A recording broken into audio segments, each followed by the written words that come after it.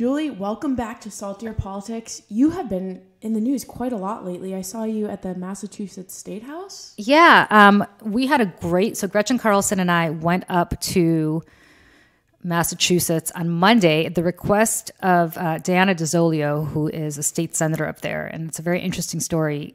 Senator DiZogli, who's fantastic. She's probably in her 30s, just young, and aggressive in the best way possible, just a very strong woman who doesn't take any crap from anybody. She had been a staffer. So this story is such a wonderful, inspirational story. She had been a staffer in the local House of Representatives there, not the federal, but the Massachusetts House of Representatives. And she had been working for a Republican senator. And she got into a situation where she alleged sexual harassment, and the Massachusetts House of Representatives, the speaker there, Speaker Delio, settled with her using taxpayer dollars. And as a result of that, she had to sign a non-disclosure agreement. She didn't sue. She just made the allegation. They quickly, she got, I'm sorry, the story is that she got basically pushed out and terminated. They basically told her to leave. And in exchange, they gave her money, and she signed an NDA. She then proceeds to run for the state house herself, gets elected as a Democrat, and on the floor of the House of Representatives breaks her NDA and says, "This is what happened to me," and that there are other women, 32 or 33 others by her count, who have also settled with the House of Representatives with taxpayer dollars and have not are not able to speak, but that taxpayer dollars are being used to silence women, and that at least there should be a law in Massachusetts that prevents municipalities and the legislature and the governor's office or any government from forcing women to be silenced using taxpayer dollars, because taxpayers deserve to know how much money has been paid out. Right, absolutely. For settlements. Go to schools or roads. Yeah. Like, you're a taxpayer. This is actually a fiscal issue. Like, you're a taxpayer. I'm a taxpayer in Massachusetts. I'm not an income taxpayer, but I have a house out in Western Massachusetts. I'm a property taxpayer. I would dearly love to know how much of my property tax dollars have been spent in my little town in Massachusetts. If it's going to cover up poor, bad behavior. Right, exactly, right? No. Or at least how much money is it? Right. Anyway, the point is, she has now become a state senator. I mean, this woman is just amazing. Talk about just having a massive setback and turning it around, running for the House, then running for the Senate. She's now a state senator. She's trying to get a piece of legislation in Massachusetts about ensuring that they don't use taxpayer dollars there to cover up sexual harassment. And it's very limited to just sexual assault or sexual harassment. It's not about other stuff. The state Senate, her body, has effectively adopted their own rules where you can no longer do that if you work in the state Senate. The Democratic member of the House, the Democratic Speaker of the House, Speaker Delio, has refused to advance this legislation. And Charlie Baker, the Republican governor of Massachusetts, has also refused to do that, and has also refused, and both of them have refused to say how much money taxpayer dollars have been spent in doing that. So she called, Lift Our Voices, or emailed Lift Our Voices, which is the organization Gretchen Carlson and Dana Falzone and I started. Basically, out of the blue, we didn't know about any of this. I got back to her.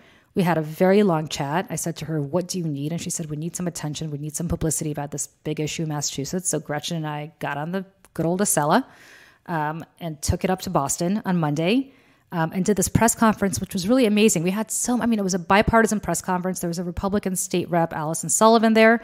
Diana's a Democrat. Senator DiZogli is a Democrat. We had Congresswoman Lori Trahan, who's from the freshman class of these kick-ass women. She represents the northern part of Massachusetts, the area north of Boston.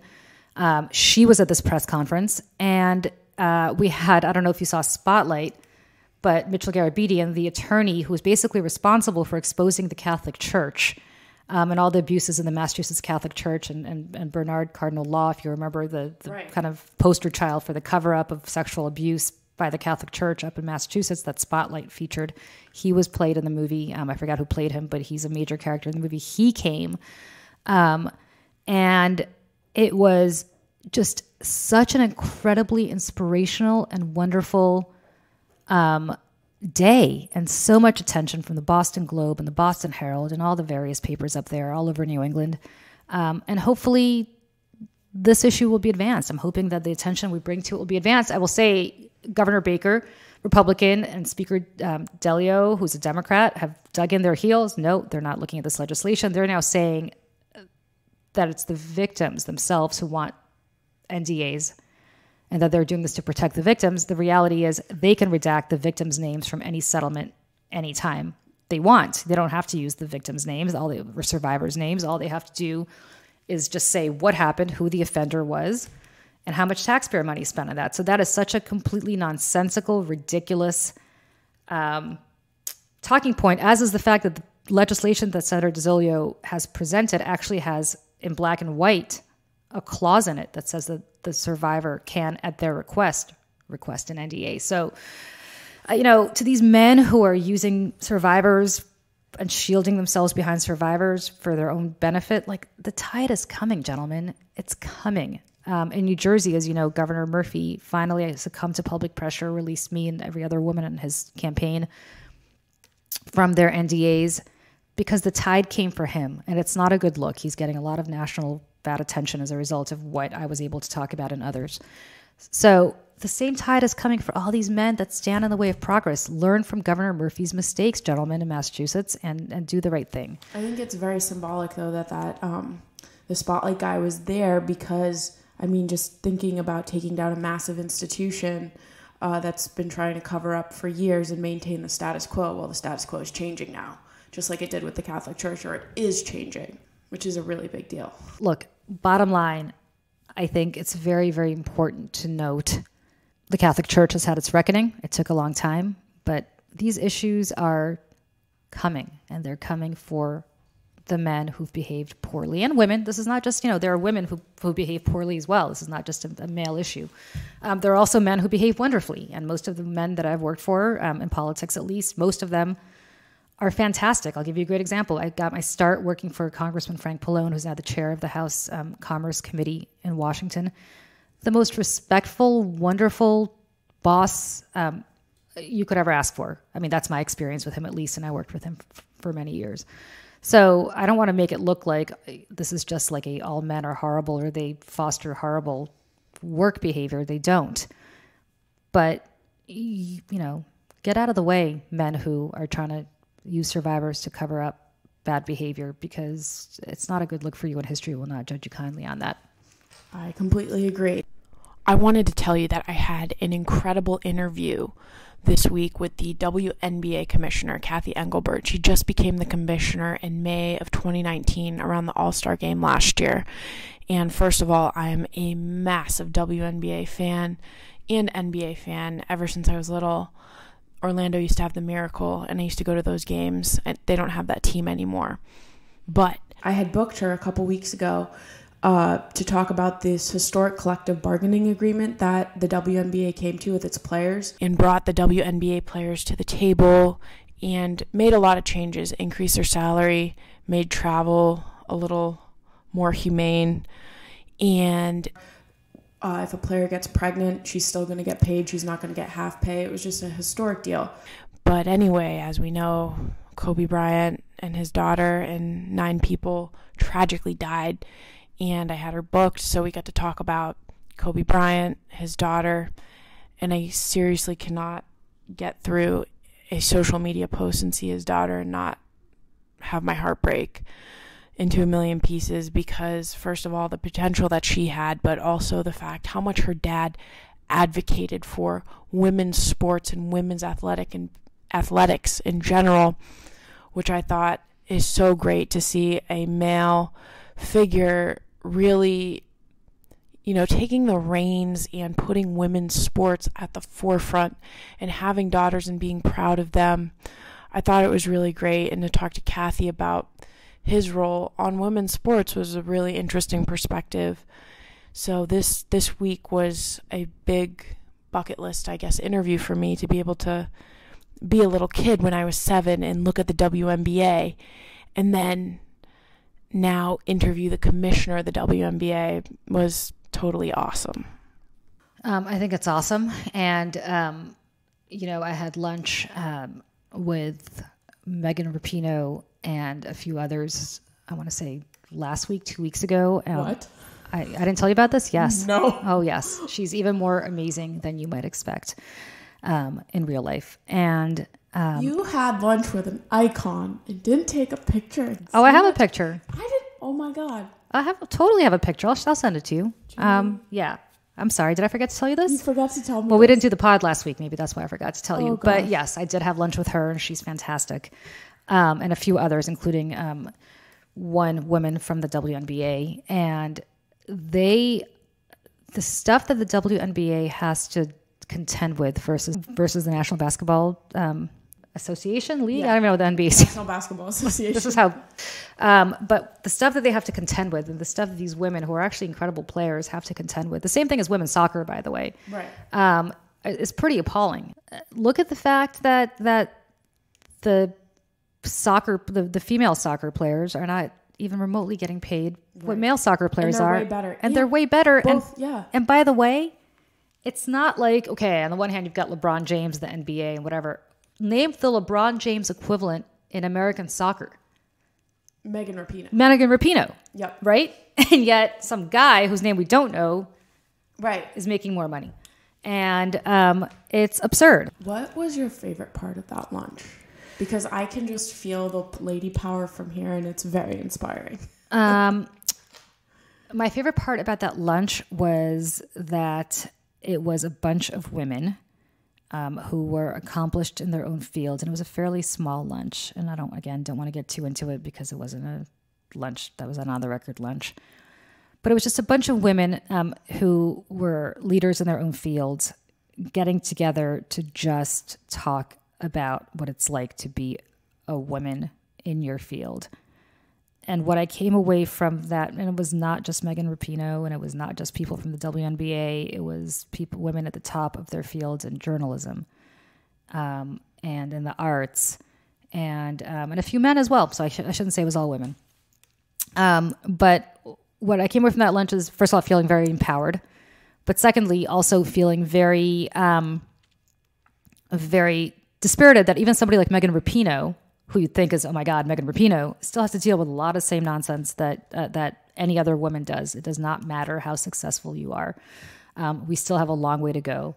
And she has a platform, and she's using it incredibly effectively. And that's what I always said about what Gretchen and I are doing. We have a platform. We're trying to use ours as effectively as possible. Obviously, this bill in Massachusetts we just discussed is an important piece of legislation that we were happy to be able to bring attention to because of the platform that we were blessed to be given. But there are way too many women out there, and this is the part that I find very sad, who are not standing up for their fellow women. They're just not. And these are the same women, as I keep always saying, that rented buses to go protest Brett Kavanaugh and just sit there and constantly talk about how awful Donald Trump is and how misogynistic he is. But when it comes to standing up for women who take on, it's very easy to take on your political enemies. But when it comes to standing up for women who take on the quote unquote patriarchy that is embroiled on your side of the aisle, then it becomes more problematic. And it's the same way on the Republican side. They're very happy to talk about how Harvey Weinstein was a Democratic donor, but they ignore Donald Trump. So I would just urge people to realize that you have to take sides, right? You either are a woman and a man who stands up for all women, or you're a woman who doesn't, and a man who doesn't. And if you're not, then that's fine. But just then sit down and be quiet. But don't selectively pick and choose which women you believe and which women you don't. And I will say this again. Juanita Broaddrick's a very good example. I thought Bill Clinton was an amazing president. I believe that he tried to do something awful to Juanita Broaddrick. I find it interesting that Juanita Broaddrick does not give the same kind of courtesy to women who accuse her political heroes of that, i.e. the 17 or however many women have now accused Donald Trump of sexual harassment or assault. Look, if I, as a liberal who supported Bill Clinton, can support Juanita Broaddrick, then she should be supporting the women who are saying this about her political hero, Donald Trump. And there's the story. No, I agree. And it's just the inconsistency. When people are inconsistent, like we saw Ken Starr this week during the impeachment thing say, let's give impeachment a break. You know, people are tired of it. It's like, are you kidding me? Yeah. Be consistent. Just don't bullshit America, because people, I believe, are smarter than that. Well, I mean, Ken Starr is just, I mean, this is the same Ken Starr, by the way, who got bounced out of Baylor because of, horrible issues. Sexual issues, not his own, but how he covered it up as president of Baylor. So the point is, it's just the same Ken Starr, who, of course, got very moralistic about the Starr report. And I think you and I talked about this on a different pod, but you were a little too young to remember this. That Starr report was basically soft porn. It was like reading 50 Shades of Grey without the S&M, which, by the way, if you've read 50 Shades of Grey, yes, was the worst poorly written book ever. And the S&M was, the sex scenes were awful. Everything was awful. So was the Starr report. And if you take away the S&M from the Starr report, from 50 Shades of Grey, you basically end up with the Starr report, also poorly written, but very salacious. And so, for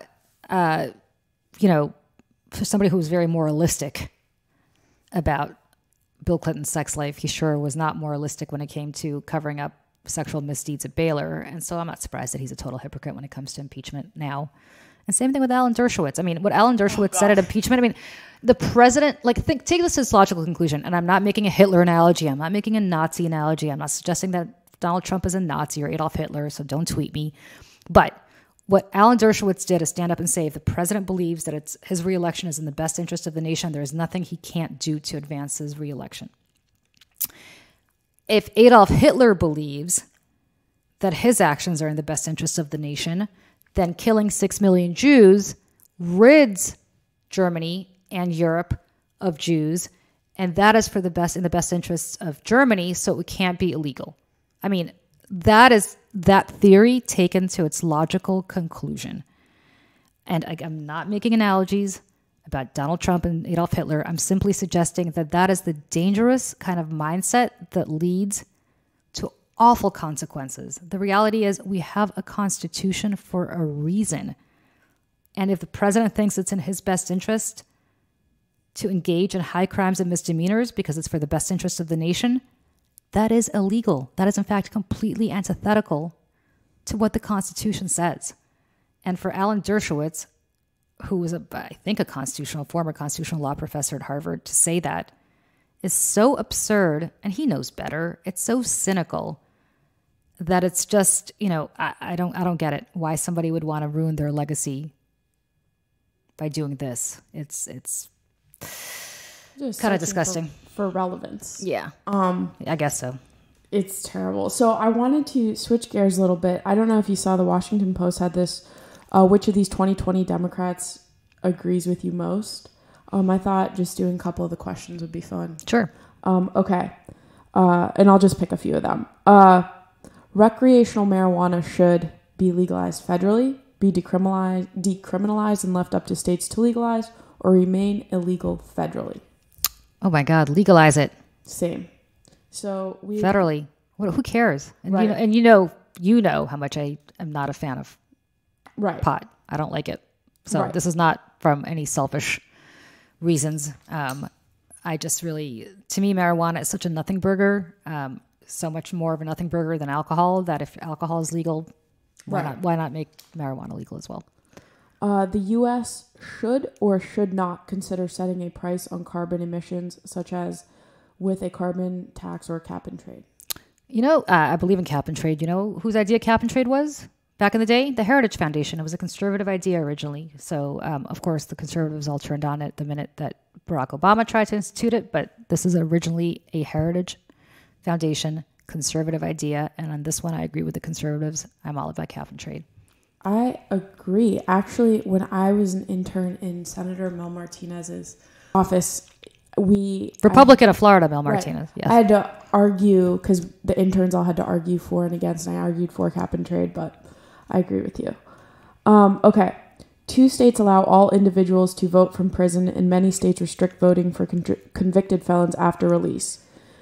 All prisoners, some prisoners, only after release all prisoners, or only after release some prisoners should be able to vote?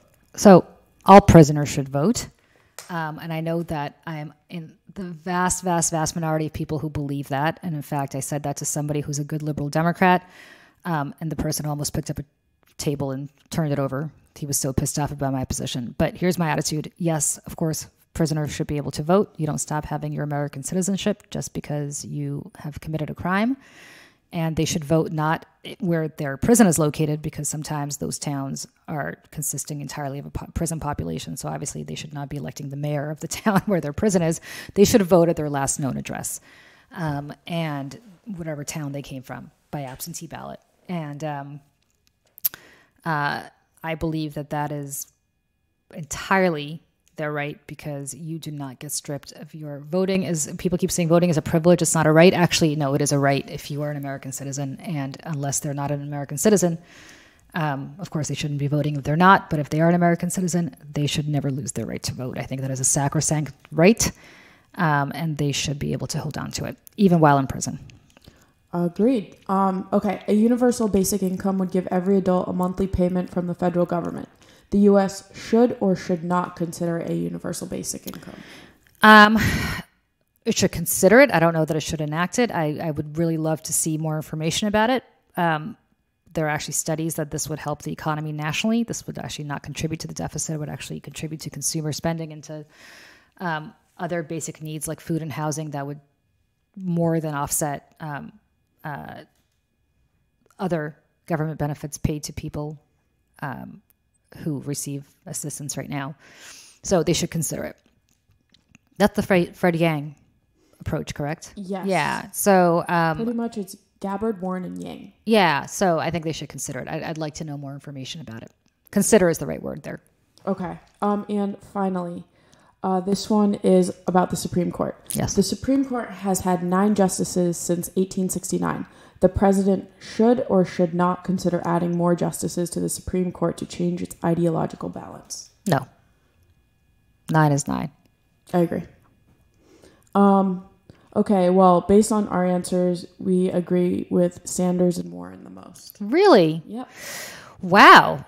Well, we didn't answer all of them, but keep going, because okay. I think this might be skewed. Keep going. Okay. In the past year, the U.S. government spent nearly $1 trillion more than it raised, but some argue that urgent policy initiatives should take priority over limiting the national debt.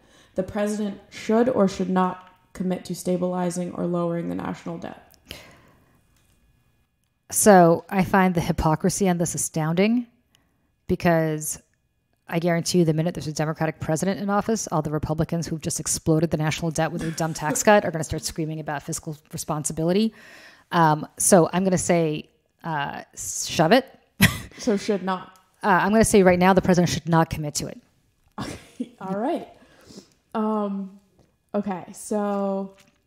This is not the politically PC approach, by the way. This is just Julie Roginsky's personal viewpoint. Yeah, but this is what people are listening for. Healthcare for many Americans is provided by private insurance plans paid through their employers. In an overhaul of the American healthcare system, private insurance should be eliminated or continue to exist.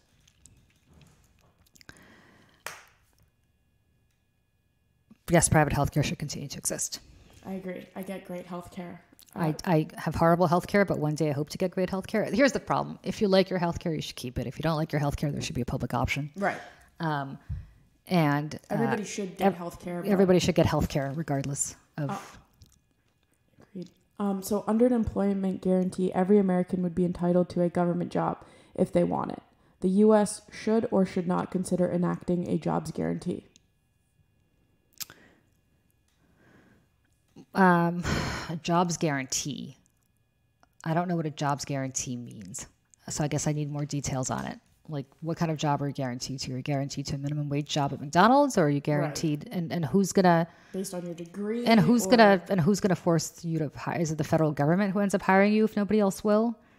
So I think I need to know more information about how that would be structured. I need to read those. If this is an Elizabeth Warren plan, I need to actually read the plan, which I don't know if I can comment on that right now. I'm going to say should not for now. For now, I agree with you, because I'm not sure what that means. Okay, I don't even think I need to ask this one, but current law prohibits the use of federal funding for abortions except in the case of rape, incest, or when the health of a mother is at risk. Federal funding for abortions should or should not be restricted. I mean, ideologically, no, it should not be restricted. However, practically speaking, pragmatically speaking, is this legislation that will ever get passed? And no. And I do, you know what? This is a more complicated question. If you believe abortion is murder, and a lot of people do, and I sympathize with them, do they want their tax money going towards subsidizing abortion? No.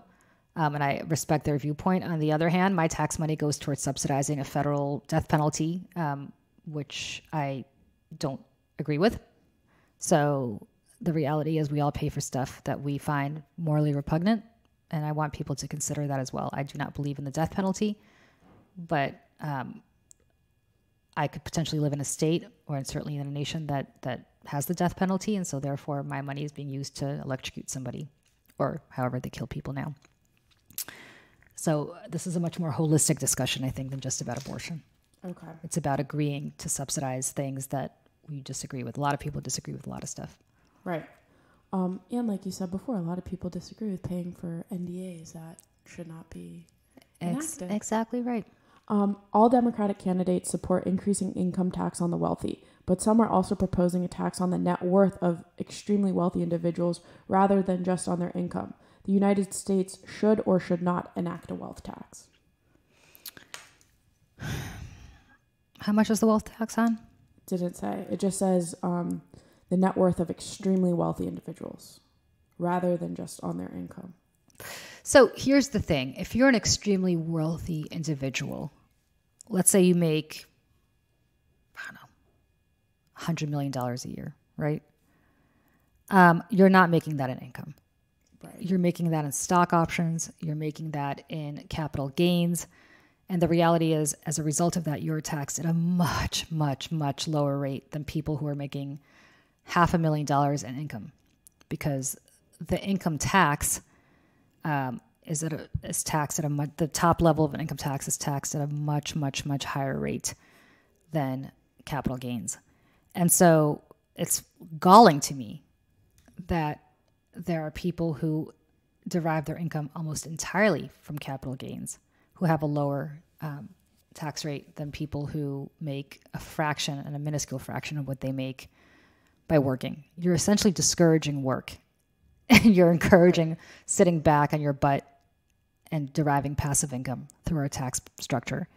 So I believe in that proposal, but I want to see a more holistic overhaul of how we tax work in this country, because the way we tax work in this country right now is you are effectively discouraging people from working, and you're encouraging people from just sitting there back and collecting passive income on their very, very, very high level of stocks or number of stocks. And I think that's quite a poor message to be sending to the world about how we value hard work. So a wealth tax, sure. If it means that it brings people who have a capital gains, who derive 99.9% of their income, if not 100% of it, from capital gains versus from an income tax. But I want to have a more holistic approach to that than just that one thing. Okay. So in summation, you agree with Buttigieg on 8. Yang is your next one. So Buttigieg and Yang. Interesting. Okay. All right. As you know, I haven't made up my mind yet. I will say both Buttigieg and Yang have signed on to a Lift Our Voices pledge to ban NDAs with respect to toxic workplace issues. The two, I'll tell you who hasn't in the Democratic primary. Senator Klobuchar.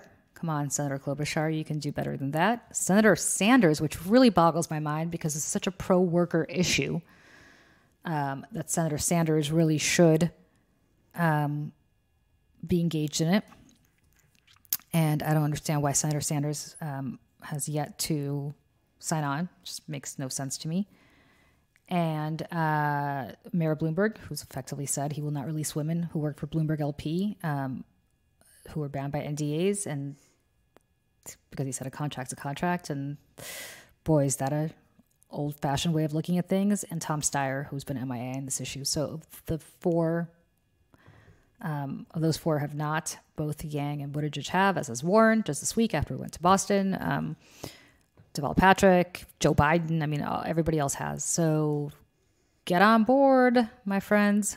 And I'm happy to see that the two that I'm closest to supporting, according to this completely ridiculous poll, have signed on. Much details, yeah. Yes. I would like to conclude this week by just pouring some sugar. I think, Julie, all of the things you're standing up for and just being, out there on the front lines is really important. It's inspiring, and I know you're taking a lot of shit, but you know what? I'm inspired, and I know younger generations like me are too. Well, thank you. So keep on keeping on the good fight. Yeah, I don't mind taking it. A lot of crap, as you said, because I am in a position in my life where I am able to do that. And, if you've been a lonely Democratic voice on Fox News for many years, you develop a very thick skin. So there's really not much anybody could throw at me anymore to make me get upset, except for one thing. And this is the part that I alluded to earlier. I have a very hard time with so-called progressive women saying that they believe all women except the ones that attack, or not attack, except the ones that expose their political allies. You can be a good feminist and fund Planned Parenthood and still be really bad on women's issues personally. And that does not make you a feminist. That makes you a situational politician. Harvey Weinstein made great gave to great causes, but didn't. Harvey Weinstein gave to great feminist causes, but give me a break. Yeah, right. And it's the same nonsense as when Republicans say, well, Donald Trump's putting, our justices in the Supreme Court, so we'll excuse his grab him by the pussy comments. Like, come on. Yeah. Come on. Just be consistent. Be consistent. Be consistent one way or the other. Either you think all women should be doubted until, there's a adjudication in court, or all women should be believed. But what can I say other than to say that I think the tide is turning, and I hope it's going to be better for your generation and the women who come after us. So that's that. Well, of all the boxing classes I've taken, you are the toughest person I know. And thank you keep fighting, and I support you. And I know a lot of people do, and you're raising a really, I think, very great son. And you have a lot of people like me and people in my life who are supporting you. So, well, thank you so much. Yeah. And you've been the best, and hopefully other women listening to this, and men too. Hopefully we've persuaded some of them that life is long, and that we stand behind them, and so does a whole army of women who they may not know, but who has their backs. So on that note, everybody have a wonderful weekend. We'll see you next week.